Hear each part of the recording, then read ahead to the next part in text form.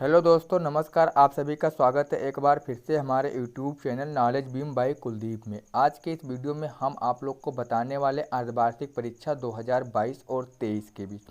आज का हमारा पेपर है क्लास 10 हिंदी का। हम इसमें अर्धवार्षिक परीक्षा 2 अक्टूबर में होने वाली इसके बहुत इंपॉर्टेंट क्वेश्चन लेकर आप इस वीडियो को देखकर इस पेपर को पढ़ लोगे तो आपको 100% नंबर एकदम पक्का मैं गारंटी के साथ कहता हूँ कि आपको मिलेगा। चलिए हम देखते हैं, अपने क्वेश्चन की ओर बढ़ते हैं। लेकिन हमारी कुछ समस्या के होने के कारण हम इस समय वीडियो लेकर नहीं आ पा रहे थे, लेकिन आज से हमारी वीडियो हमेशा आपको मिलेगी। और हमारे चैनल पर जो नए हो ना, वो सब्सक्राइब कर लेना।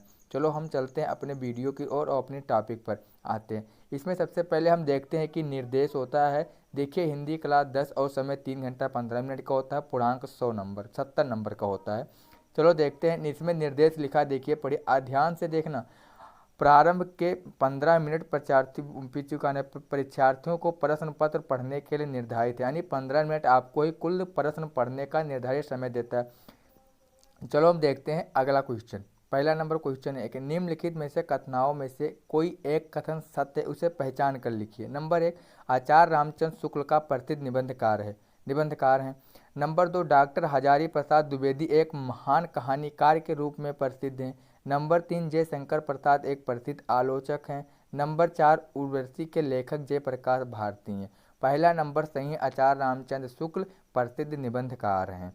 दूसरा हमारा क्वेश्चन है, किसी एक जीवनी के लेखक का नाम लिखिए। किसी एक जीवनी के लेखक का नाम लिखिए। एक जीवनी के लेखक का नाम हरबंस राय बच्चन। नंबर 2, घा घा क्या है? कंकाल किस विधा की रचना है? कंकाल किस विधा की रचना है? कंकाल उपन्यास विधा की रचना है। नंबर घा, निर्मला किसकी रचना है? निर्मला मुंशी प्रेमचंद की रचना है। नंबर अंगा आता है, निम्नलिखित में से कृतियों में से किसी एक कृत के लेखक का नाम लिखिए। नंबर 1, रेती के फूल, हिमालय की पुकार, कनक कुसुम। रेती के फूल रामधारी सिंह दिनकर हैं। रामधारी सिंह दिनकर की ये कृति लेखक रचना है। हिमालय की पुकार जयप्रकाश भारती की है। और कनक कुसुम जयशंकर प्रसाद की है। नंबर 2 की क्वेश्चन नंबर 2 चलो देखते हैं। खा, रीत काल के 2 प्रमुख काव्यों का नाम लिखिए। नंबर 1, चिंतामणि। नंबर 2, देवबिहारी। आपको ये इतने क्वेश्चन, आपको कोई दिक्कत नहीं, आपको तो पूरी जानकारी मिली होगी कि आपको अच्छे से वीडियो में समझ में आ रहा होगा हमारे वीडियो। नंबर दूसरा क्या है? दूसरा का खा गया, हिंदी के 2 महाकाव्यों का नाम लिखिए। हिंदी के 2 महाकाव्यों का नाम लिखिए। नंबर 1, चंद्रवरदाई, इनका काव्य है पृथ्वीराज रासो। नंबर 2, तुलसीदास, इनका काव्य है रामचरितमानस। चलो फिर हम देखते हैं दूसरे क्वेश्चन। घा, रानी केतकी की कहानी किसकी रचना है? रानी केतकी की कहानी किसकी रचना है? रानी केतकी की कहानी इंसा अल्लाह खां की रचना है। नंबर 3, क्वेश्चन नंबर 3 चलो देखते हैं। निम्नलिखित पद्यांशों में से किसी एक पद्यांश के नीचे दिए गए प्रश्नों के उत्तर दीजिए। ये आपको लॉन्ग है इसलिए हमने आपको नहीं बताएंगे, लेकिन आपको ये समझ में नहीं आएगी तो आप हमारे वीडियो में कमेंट करके वीडियो को कमेंट करना और लाइक सब्सक्राइब जरूर कर लेना। और कमेंट सेक्शन में जरूर से जरूर बताना, हम आपको पूरी जानकारी इसके बारे में अगले वीडियो में लेकर आ जाएंगे। इसके बाद में आपको इसमें क्या लिखना है ये भी बता सकते हैं। उपरोक्त गद्यांश का संदर्भ लिखिए। इसमें जो संदर्भ होता है, जिस पार्ट से लिया गया और जिस टॉपिक पे, उसको लिखना रहता है। ये भी मिलता है आपको 2 नंबर का, ठीक है। और रेखांकित अंश की व्याख्या, जिसमें देखिए रेखा खींचा हुआ है, रेखा जो रेखा दिख रहा हो, लाइन खींचिए, लाइन वाली को हमको व्याख्या करना है। और लेखक ने ममता से कैसा बताया, लेखक ने ममता से क्या बताया, इसको भी लिखना। आपको नई जानकारी मिलेगी तो आप कमेंट में बताना, मैं आपको इसके पास पूरी वीडियो लेकर आपके सामने आएंगे, बताएंगे। नंबर खा है संस्कृत में, इसमें मतलब संस्कृत होता है, संस्कृत का भी व्याख्या करना रहता है। इसे रेखांकित इस जैसे से वो भी करना, ऐसे संस्कृत भी करना।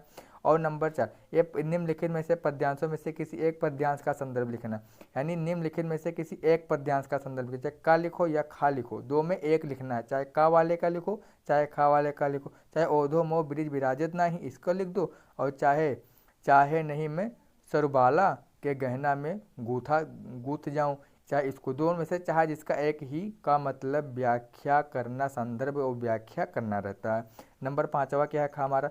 निम्नलिखित लेखों में से किसी एक लेखक का जीवन परिचय एवं उनकी एक रचना लिखिए। यानी निम्न में से किसी एक का जीवन परिचय लिखा, जैसे आचार्य रामचंद्र शुक्ल का जीवन परिचय, या जयशंकर प्रसाद, या डॉक्टर राजेंद्र प्रसाद, इन तीनों में से एक को जो आपको याद हो या जो याद हो जो आसान लगे उसको भी देख सकते हैं। हम जीवन परिचय के बारे में आप लोग के बहुत जल्दी वीडियो लेकर आने वाले हैं, और नहीं समझ में आएगी तो हमारे जीवन परिचय हम लेकर आप लोग को अच्छे टिक और शॉर्टकट में लेकर आएंगे, बताएंगे और आपको उसको पढ़ लेना है पूरी।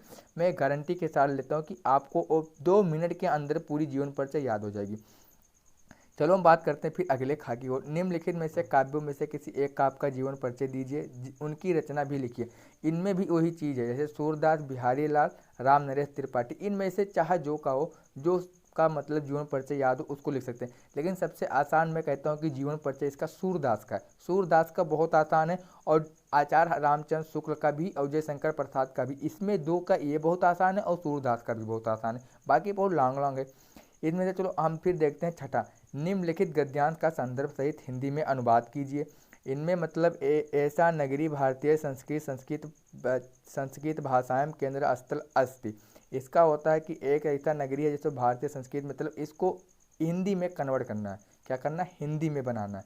हिंदी में इसको संदर्भ सहित लिखना है, यानी संदर्भ सहित लिखना है। जैसे निम्नलिखित गद्यांश का संदर्भ सहित हिंदी में लिखो, यानी किस पाठ से लिया गया है, किसके लेखक कौन है, ये संदर्भ हो गया। पूर्ववर्ती इस कहानी का मतलब क्या, ये संदर्भ होता है। अथवा लगा, इस दोनों में से चाहे जो एक को करना है, मात्र एक को करना है। यानी माने हिनो प्रियो भवति क्रोध, चाहे ये लिख दो चाहे ऐसा नगरी भारतीय संस्कृति, ये दोनों में से एक लिखना है। चलो हम फिर बात करते हैं अपने क्वेश्चन की ओर, छठा की।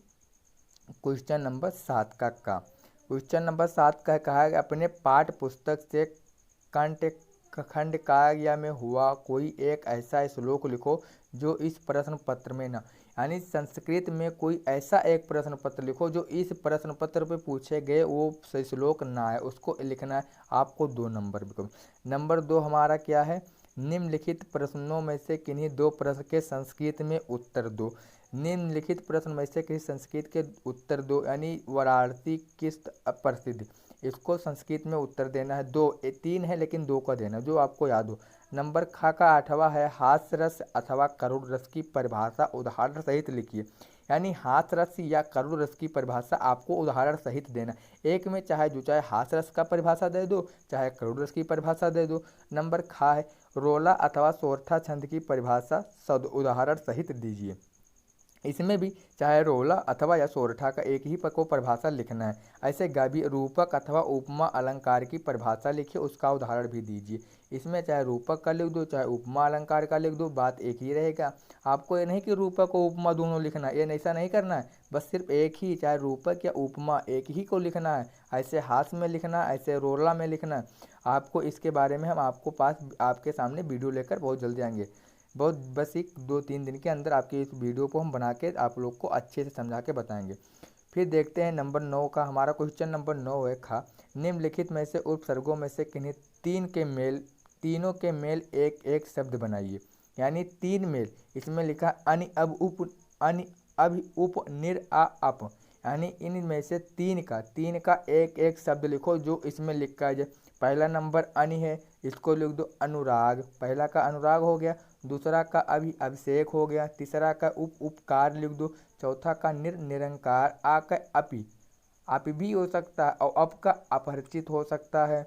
ऐसे ये आपको अभी आंसर क्लियर होगा। जो विकल्पी है मैं उसको बता दूंगा, बाकी आप लोग को जो समझ में नहीं आएगा वो कमेंट सेक्शन में पूछ लेना, कमेंट बॉक्स में पूछना, ठीक है। ये हमारे फिर इंस्टाग्राम आईडी को इस लिंक में मिल जाएगा, डिस्क्रिप्शन में लगा देंगे, और फॉलो करके इंस्टाग्राम पे हमसे बात कर भी सकते हैं। चलो हम फिर आगे बढ़ते हैं अपने क्वेश्चन की ओर। निम्नलिखित में से क्वेश्चन नंबर 9 का खंड, निम्नलिखित में से किन्हीं 2 प्रत्ययों का प्रयोग करके एक शब्द बनाइए। यानी निम्नलिखित में से 2 प्रत्ययों का प्रयोग करके एक शब्द बनाइए। ता, पन, आई, त्वा, हट, वट। यानी ता का लिख दो सुनीता हो गया, पा का बचपन, आई का पढ़ाई, त्वा का त्वचा, हट का घबराहट, वट का बनावट। ये भी आपको कन्फर्म हो गया। चलो हम बात करते हैं फिर अगले क्वेश्चन घा की ओर। निम्नलिखित में से किन्हीं 2 का समास विग्रह कीजिए और समास का नाम भी लिखिए। यानी समास का विग्रह करना और समास का नाम, लेकिन हम इसमें आपको चारों का समास और समास विग्रह बताएंगे। समास और समास विग्रह, पहला है देश विदेश, इसका होगा समास विग्रह देश और विदेश। इसमें कौन सा समास है? द्वंद्व समास। कौन सा समास है? द्वंद्व समास। नंबर 2 क्या?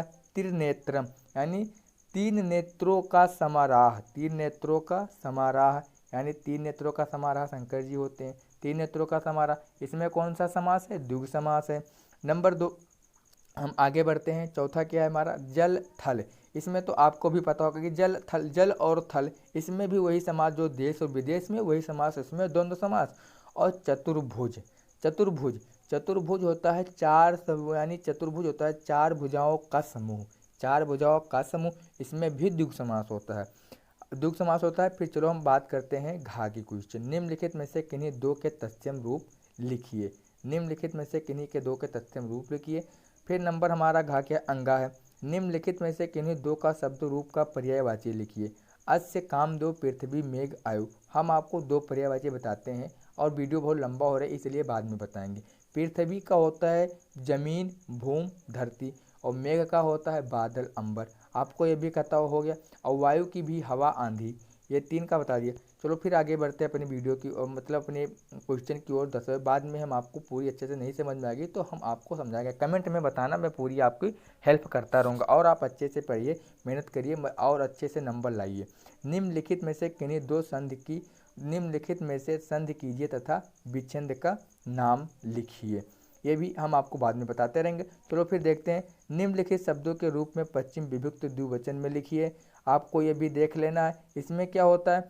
मधु अथवा फल, मत अथवा नदी। इनमें से दो में से पश्चिम यानी पांचवा विभक्त लिखना है।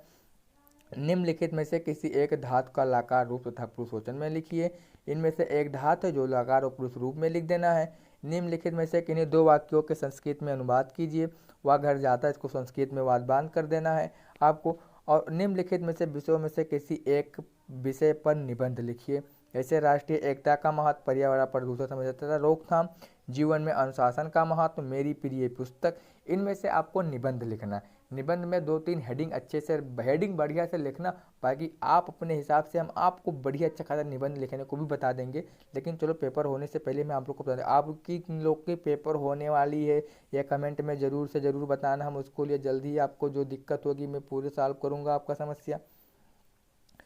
और फिर क्वेश्चन नंबर 12 आता है, स्वपठित खंड काव्य के आधार पर निम्नलिखित प्रश्नों में से किसी एक प्रश्न का उत्तर दीजिए। यानी स्वपठित खंड काव्य के आधार पर निम्नलिखित प्रश्नों में से एक प्रश्न का उत्तर दीजिए। नंबर 2 का है? जय सुभाष खंड काव्य के आधार पर मुख्य पात्र का चित्रण लिखिए। चाहे ये लिख दो, चाहे सुभाष खंड के आधार कथा सारा अपने शब्दों में लिखिए। ये भी हो गया। नंबर 2 इसमें नंबर खा में जो दो क्वेश्चन दिख रहे हैं ना आप लोग को, ये दोनों में से एक ही क्वेश्चन को लिखना है। चाहे पहला लिख दो, चाहे दूसरा लिख दो, चाहे कथा सार, चाहे मुख्य नायक, कोई भी जो आपको पता हो वो लिख देना। आपको इसके बारे में फिर नहीं पता है तो आप हमारे वीडियो पे कमेंट सेक्शन में ज़रूर से बताना।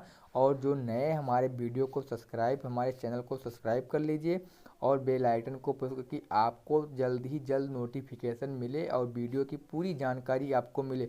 चलो हम मिलते हैं अगले वीडियो में। जब तक के लिए जय हिंद दोस्तों, आप हमारे सपोर्ट करिए।